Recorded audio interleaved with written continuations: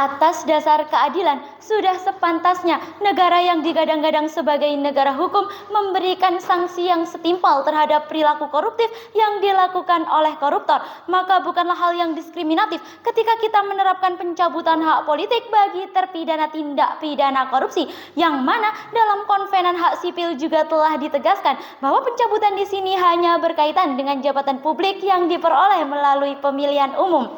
Assalamualaikum warahmatullahi wabarakatuh.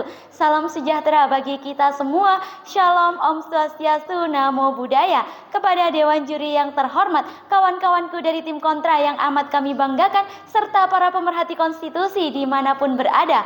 Kami berdiri pada standing position pro, di mana kami mendukung adanya mosi perdebatan kali ini. Dengan saya sendiri, Mita Octavia selaku pembicara pertama, dengan kedua rekan saya Neha Hifa selaku pembicara kedua, dan Naimatul Jannah selaku pembicara ketiga.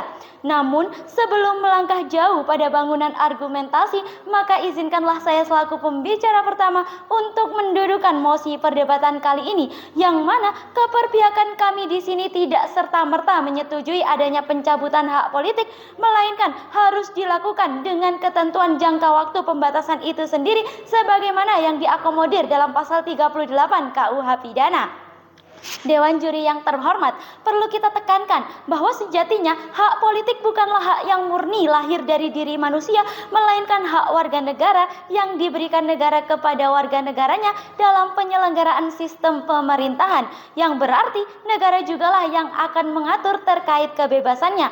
Maka ketika koruptor telah mencederai kedaulatan rakyat dengan perbuatan memperkaya diri sendiri dan merugikan negara, bukanlah hal yang berlebihan ketika kita menerapkan pencabutan hak politik bagi terpidana tindak pidana korupsi yang dikaitkan dengan pidana tambahan sebagaimana diakomodir dalam pasal 35 KUHP. Mengingat kerugian negara yang dilansir baru-baru ini telah mencapai 42,747 triliun, maka disinilah letak kegelisahan kami, karena nyata-nyatanya sepanjang keberlakuan pencabutan hak politik sebagai pidana tambahan tidak ditekankan secara maksimal. Hal itu dibuktikan dengan banyaknya kasus korupsi hingga saat ini. Hanya ada 7 kasus yang divonis dengan pencabutan hak politik. Oleh karenanya, perlu adanya rumusan norma yang menjamin kepastian hukum guna menekan efektivitas pencabutan hak politik sebagaimana untuk menekan angka korupsi hingga ke akar-akarnya, yang nantinya juga akan dielaborasi oleh pembicara kedua dan ketiga dari tim kami. Dewan Juri yang terhormat melanjutkan konstruksi argumentasi yang telah dibangun daripada tim kami bahwa sejatinya pencabutan hak politik bagi terpidana kasus korupsi merupakan salah satu bentuk law enforcement di dalam tindak pidana korupsi yang merupakan extraordinary crime. Secara filosofis, korupsi yang merupakan kejahatan sosial ekonomi pun juga telah diatur di dalam Undang-Undang Nomor 20 Tahun 2001 tentang tindak pidana korupsi, telah menormakan bahwasanya yang termasuk di dalam delik tindak pidana korupsi merupakan pegawai negeri dan penyelenggara negara. Oleh karenanya, ketika kita telah selesai memaksimalkan pencabutan hak politik bagi terpidana kasus korupsi,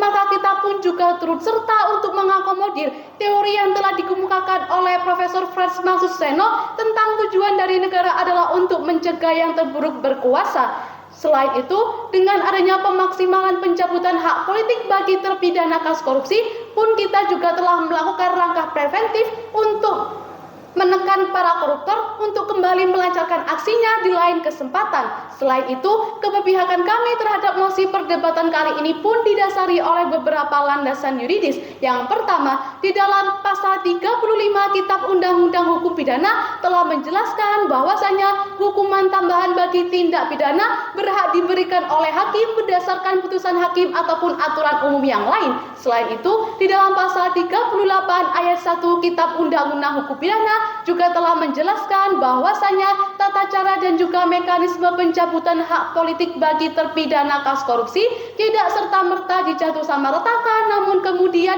dikualifikasi menurut pemidanaan pokok yang telah dijatuhkan oleh hakim. Dewan Juri yang terhormat, maka sejatinya ketika tim kontra menolak mosi perdebatan kali ini, maka terdapat 2 argumentasi pokok daripada tim kontra untuk menolak mosi perdebatan kali ini. Yang pertama, ketika kita berbicara mengenai diskriminasi terhadap hak asasi manusia, maka sejatinya di dalam ketentuan umum pasal 39 Undang-Undang Nomor 39 Tahun 1999 pun telah menjelaskan bahwasanya yang dimaksud dengan diskriminasi terhadap hak asasi manusia merupakan kedudukan yang tidak sama berdasarkan suku, agama, ras, dan antar golongan. Bahkan di dalam pasal 70 Undang-Undang Nomor 39 Tahun 1999 pun telah menegaskan bahwasanya hak politik merupakan derogable right yang mana pemenuhannya bisa dibatasi oleh pemerintah selaku pihak yang terkait. Yang kedua, ketika tim kontra merisaukan mengenai kedaulatan rakyat, maka sejatinya mantan terpidana kasus korupsi boleh kembali mencalonkan dirinya setelah menjalani masa pemidanaan. Hal ini telah diakomodir di dalam putusan Mahkamah Konstitusi nomor 82 tahun 2022. Maka atas dasar apakah tim kontra kembali merisaukan untuk mendukung mosi perdebatan kali ini? Dewan Juri yang terhormat, maka sejatinya kita sebagai bangsa Indonesia pun juga turut serta untuk memberikan kesempatan bagi kader-kader pemilu legislatif maupun eksekutif untuk kembali mencalonkan dirinya pada pemilu legislatif maupun eksekutif dengan rekam jejak yang baik pula. Dewan Juri yang terhormat serta seluruh pengamat konstitusi sekalian, perkenankanlah saya di sini selaku pembicara ketiga untuk melanjutkan bangunan argumentasi yang telah disampaikan oleh pembicara pertama dan pembicara kedua, bahwa ketentuan pencabutan hak politik telah didasari oleh pasal 35 KUHP yang mengatur terkait adanya pidana tambahan dalam menjatuhkan pidana pokok terhadap tindak pidana yang bersifat extraordinary crime, yang dalam hal ini ialah pencabutan hak politik bagi pelaku tindak pidana korupsi. Maka berdasarkan dengan fakta empiris, kami pun menghadirkan data konkret, yakni data Indonesia Corruption Watch yang menunjukkan bahwa dari tahun 2021 hingga tahun 2022, Indonesia telah mengalami peningkatan tindak pidana korupsi sebesar 8,63% dengan jumlah 579 kasus, sehingga hal ini pun berimplikasi pada kerugian negara yang mencapai 42,747 triliun. Namun, dari meningkatnya tindak pidana korupsi hingga besarnya angka kerugian yang ditanggung negara, Indonesia Corruption Watch justru menyatakan bahwa hanya ada 7 tindak pidana korupsi yang dijatuhkan pencabutan hak politik. Artinya, bahwa penerapan pencabutan hak politik kepada pelaku tindak pidana korupsi hingga saat ini pun masih belum dilakukan secara maksimal.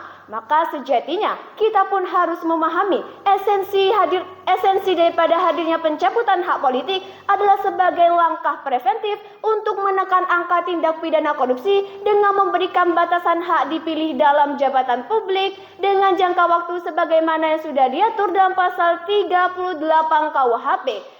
Yang mana tentunya hal ini adalah sebagai langkah terobosan untuk menjamin dan melindungi hak asasi manusia serta sebagai upaya untuk melahirkan calon pemimpin yang berintegritas serta mampu memberikan pelayanan yang baik pula sebagaimana yang sudah diamini oleh putusan MK nomor 56/PU/17 angka Romawi _2019.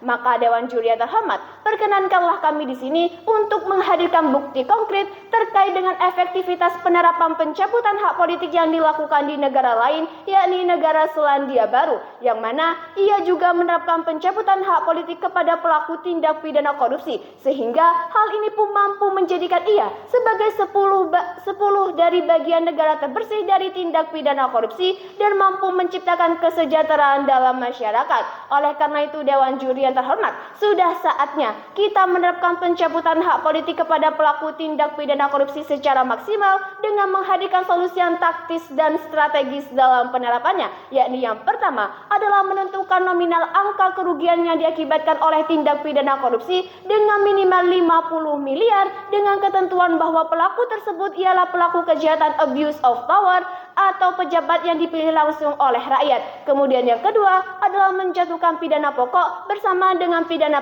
tambahan sebagai putusan hakim yang mutlak. Kemudian yang ketiga adalah menyelaraskan antara putusan hakim dengan pasal 38 KUHP sehingga tidak ada lagi ketumpang tindihan dalam penerapannya. Oleh karena itulah Dewan Juri yang terhormat, kami tetap berada pada standing position kami, yakni mendukung secara penuh terhadap pencabutan hak politik kepada pelaku tindak pidana korupsi. Sekian, terima kasih. Salam konstitusi.